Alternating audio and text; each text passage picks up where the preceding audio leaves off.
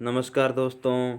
स्वागत है आपका दोस्तों हमारी क्लास 2.0 के इस यूट्यूब चैनल पर। दोस्तों मैं हिंदी का विद्यार्थी राहुल पारीक आपका तहे दिल से हार्दिक अभिनंदन करता हूं, स्वागत करता हूं। दोस्तों हम चर्चा कर रहे थे विकारी और अविकारी शब्दों के बारे में। दोस्तों तो आज भी हम अविकारी शब्दों के बारे में चर्चा करेंगे जिन्हें हम अव्यय भी कहते हैं। लेकिन दोस्तों अगर आपने अभी तक हमारे इस चैनल को सब्सक्राइब नहीं किया है तो कृपया सब्सक्राइब कीजिए, लाइक कीजिए, शेयर कीजिए और ज़्यादा से ज़्यादा लोगों तक पहुंचाइए ताकि वो हमसे जुड़ सकें और प्रतियोगी परीक्षाओं के लिए जो महत्वपूर्ण जो कुछ बिंदु हैं उनके बारे में हम चर्चा कर रहे हैं, तो उनके भी कुछ काम में वो ये जो हमारी आ सके दोस्तों, जो वीडियो हैं वो उनके भी काम में आ सकें ताकि उनको कुछ न कुछ तो इससे मदद अवश्य मिलेगी। दोस्तों ये हमारा विश्वास है। दोस्तों आप इसे शेयर करने में, लाइक करने में बहुत कंजूसी कर रहे हैं दोस्तों,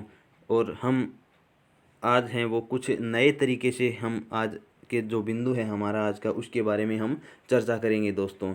तो दोस्तों हमारी जो ये हमारी क्लास 2.0 का ये जो चैनल हमने बनाया है, इसका एक मकसद है दोस्तों हमारा कि कुछ सीखा जाए और कुछ सिखाया जाए दोस्तों। तो इसी आधार पर दोस्तों हम शुरुआत करेंगे हमारे आज के बिंदु के बारे में। तो लेकिन इससे पहले आप हमारे चैनल को सब्सक्राइब कीजिए, लाइक कीजिए, शेयर कीजिए दोस्तों, और घंटी के निशान को ज़रूर दबाइएगा ताकि हमारी जो अगली कक्षाओं की वीडियो आए उसकी सूचना आपको सबसे पहले प्राप्त हो सके दोस्तों। तो चलिए बढ़ते हैं, हम हमारे अविकारी शब्दों के बारे में चर्चा करते हैं। तो हमारा आज का जो टॉपिक होगा दोस्तों वो होगा क्रिया विशेषण दोस्तों। तो दोस्तों क्रिया विशेषण है वो होते क्या हैं दोस्तों, क्या होते हैं, इनके बारे में आज हम चर्चा करेंगे दोस्तों। तो दोस्तों क्रिया विशेषण की अगर हम परिभाषा की बात करें तो परिभाषा होती है दोस्तों, क्या होती है वो हम आज चर्चा करेंगे दोस्तों। तो क्रिया विशेषण जिन शब्दों से क्रिया की विशेषता का बोध होता है उन्हें क्रिया विशेषण कहते हैं दोस्तों। तो इस प्रकार जिन शब्दों से हमें क्रिया की विशेषता का हमें पता चलता है दोस्तों, उसे हम क्रिया विशेषण कहते हैं दोस्तों। जैसे बात करें हम, वह धीरे धीरे चलता है या वह धीरे चलता है। तो दोस्तों वह धीरे धीरे चलता है, तो इससे हमें धीरे शब्द है जो, या चलता है, चलता तो हो गई इसमें क्रिया, और धीरे धीरे उसकी विशेषता है। किसकी? चलना, चलना की विशेषता है धीरे धीरे। इस प्रकार धीरे धीरे क्या हो गया, इसमें क्रिया विशेषण हो गया। या राम धीरे चलता है, या राम तेज चलता है। तो इस प्रकार ये तेज और धीरे है वो चलने की विशेषता बताता है दोस्तों। इस प्रकार क्रिया विशेषण ऐसे अविकारी शब्द होते हैं जो हमें क्रिया की विशेषता बताते हैं दोस्तों। तो हम बात करें क्रिया विशेषण के बारे में, तो इसमें दोस्तों इसके कितने प्रकार होते हैं, इसके कितने भेद होते हैं दोस्तों, इसके बारे में हम चर्चा करते हैं दोस्तों। तो दोस्तों क्रिया विशेषण के भेद की अगर हम बात करें तो ये 4 प्रकार के होते हैं दोस्तों। पहला है इसमें रीतिवाचक, पहला कौन सा है? रीतिवाचक क्रिया विशेषण। दूसरे की अगर बात करें हम, वो है कालवाचक क्रिया विशेषण दोस्तों, कालवाचक क्रिया विशेषण। तीसरा दोस्तों इसमें है स्थानवाचक क्रिया विशेषण, तीसरा है स्थानवाचक क्रिया विशेषण। चौथे की अगर हम बात करें तो दोस्तों वो है परिमाणवाचक क्रिया विशेषण दोस्तों। कौन सा है? परिमाणवाचक क्रिया विशेषण दोस्तों। अब हम इसके बारे में एक एक करके हम चर्चा करते हैं। तो हम पहला लेते हैं दोस्तों रीतिवाचक क्रिया विशेषण दोस्तों। तो दोस्तों रीतिवाचक अगर क्रिया विशेषण की हम बात करें तो इसमें क्रिया के तरीके या स्वीकृति या निषेधता या निश्चितता या अनिश्चितता की अनिश्चितता के बारे में हमें पता चलता है दोस्तों। तो इसकी परिभाषा की बात करें तो वे शब्द जो किसी क्रिया के करने के तरीके या रीति का बोध कराएं तो वह रीतिवाचक क्रिया विशेषण कहलाते हैं दोस्तों। अर्थात क्रिया का जो तरीका है या रीति है उसके बारे में हमें बोध कराते हैं, या स्वीकृति, निषेधता, निश्चितता या अनिश्चितता भी हमें ये शब्द बताते हैं। तो दोस्तों जैसे उदाहरण की बात करें हम इसके, तो धीरे धीरे, जल्दी, रोज आदि, इस प्रकार के इसमें शब्द आते हैं। या सरपट, फटाफट, जैसे मोहन सरपट दौड़ गया, मोहन धीरे धीरे चलता है, बस फटाफट भर गई। दोस्तों इस प्रकार के इसमें शब्द आते हैं दोस्तों। अगला जो हमारा इसका प्रकार है दोस्तों, वह है कालवाचक क्रिया विशेषण दोस्तों। तो कालवाचक क्रिया विशेषण, इसके शब्द के बारे में ही अगर हम चर्चा करें तो इससे ही हमें इसके अर्थ के बारे में पता चलता है दोस्तों। काल यानी समय और वाचक यानी बताने वाला। तो कालवाचक तो समय बताने वाला क्रिया विशेषण। तो इससे हमें क्या पता चलेगा दोस्तों कि क्रिया के होने के समय का पता चलेगा दोस्तों। तो दोस्तों की परिभाषा अगर हम देखें तो वे अविकारी शब्द जो किसी क्रिया के होने का तरीका या समय बतलाते हैं उन्हें कालवाचक क्रिया विशेषण कहते हैं दोस्तों। जैसे राम आज आएगा, या इसमें आज, कल, बीता कल, वार, माह, सप्ताह, पक्ष, वर्ष या ऋतु या बजे, इस प्रकार के हमें शब्द मिलेंगे जो क्रिया की विशेषता बताते हैं। जैसे बात करें हम परसों, पहले, पीछे, अभी, अब तक, अभी अभी, बार बार, या कल, बीता कल, मार, वाह, सप्ताह है, इस प्रकार के पक्ष, वर्ष या ऋतु, ये बजे, समय, इस प्रकार ये हमें समय की जानकारी देते हैं दोस्तों।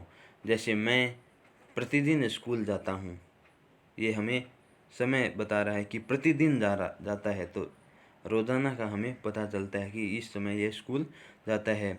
या राम आज आएगा, राम आज आएगा, तो इससे पता चलता है कि राम, समय का पता चलता है कि राम आज आएगा। या मैं प्रतिदिन 10 बजे स्कूल जाता हूँ, 10 बजे स्कूल जाता हूँ, तो इससे हमें इसके निश्चित समय के बारे में भी हमें पता चलता है दोस्तों। आगे हम बात करें हमारे तीसरे इसके प्रकार के बारे में, तो दोस्तों तीसरा हमारा प्रकार है स्थानवाचक क्रिया विशेषण दोस्तों। तो दोस्तों स्थानवाचक क्रिया विशेषण से शब्द से ही हमें इसके अर्थ के बारे में पता लग जाता है दोस्तों। स्थान यानी जगह है, स्थान यानी जगह, और वाचक यानी बताने वाला। तो स्थान या जगह बताने वाला क्रिया विशेषण दोस्तों। तो स्थानवाचक क्रिया विशेषण का सीधा सा अर्थ हो गया कि क्रिया की स्थान या दिशा बताता है दोस्तों, क्रिया के स्थान या दिशा बताता है दोस्तों। तो अगर हम बात करें इसकी परिभाषा की, तो इसकी परिभाषा हो जाएगी कि जो अविकारी शब्द किसी क्रिया के संपादित होने के स्थान का बोध कराते हैं या दिशा का बोध कराते हैं उन्हें स्थानवाचक क्रिया विशेषण कहते हैं दोस्तों। इसमें दोस्तों अगर हम बात करें तो में, पे, पर, ऊपर, नीचे, आसपास, पीछे, तले, निकट, पास पास, पीछे, आगे, इस प्रकार के शब्द आते हैं। जैसे यहाँ, वहाँ, कहाँ, जहाँ, सामने, नीचे, ऊपर, आगे, भीतर, बाहर, इस प्रकार के शब्द आते हैं। जैसे राम छत पर बैठा है, तो राम कहाँ पर बैठा है? छत पर बैठा है दोस्तों। इस प्रकार हमारे इसमें पर शब्द आ रहा है, तो यह स्थान की बात बता रहा है कि छत पर बैठा है। या अगर बात करें तो श्रेया गोस्वामी वहाँ चल रही है, तो श्रेया गोस्वामी चल रही है, कहाँ चल रही है?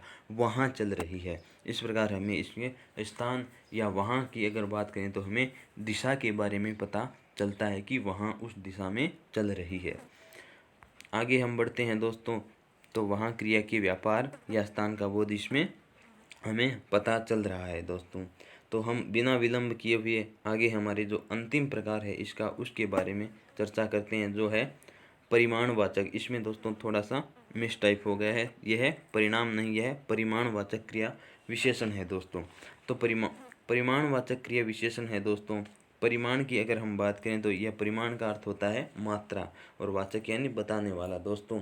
तो परिमाणवाचक इस प्रकार क्रिया की मात्रा हमें ये शब्द बताते हैं दोस्तों।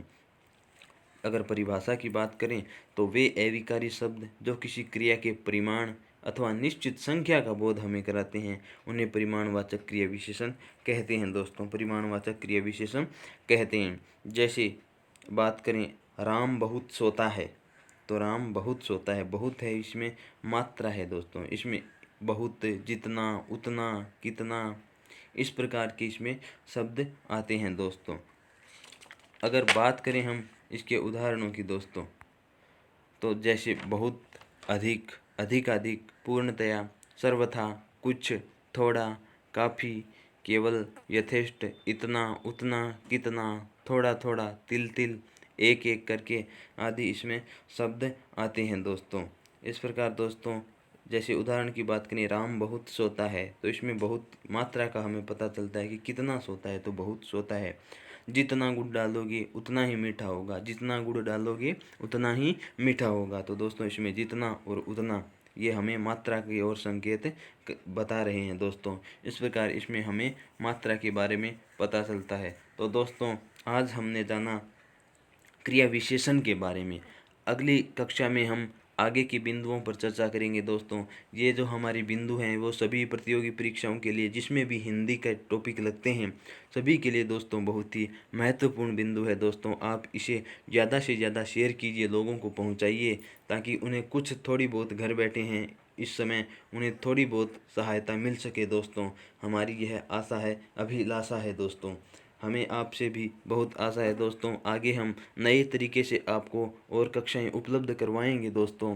आपका हमें बस सहयोग चाहिए दोस्तों, आपके साथ की हमें आवश्यकता है दोस्तों। तो दोस्तों इसी के साथ मैं आपसे अभी विदा लेता हूं दोस्तों, लेकिन प्लीज़ लाइक कीजिए, शेयर कीजिए, सब्सक्राइब कीजिए इस चैनल को, और घंटी के निशान को ज़रूर दबाएं, ताकि आपको हमारी जो अगली कक्षाएं हैं उनकी जो वीडियो हैं वो सूचना उसकी सबसे पहले आपको मिल सके दोस्तों। इसी के साथ धन्यवाद आपका, और ज़रूर देखिएगा इसे पूरा। ठीक है दोस्तों, फिर मिलेंगे हम अगली कक्षा में। धन्यवाद। जय भारत, जय माँ भारती।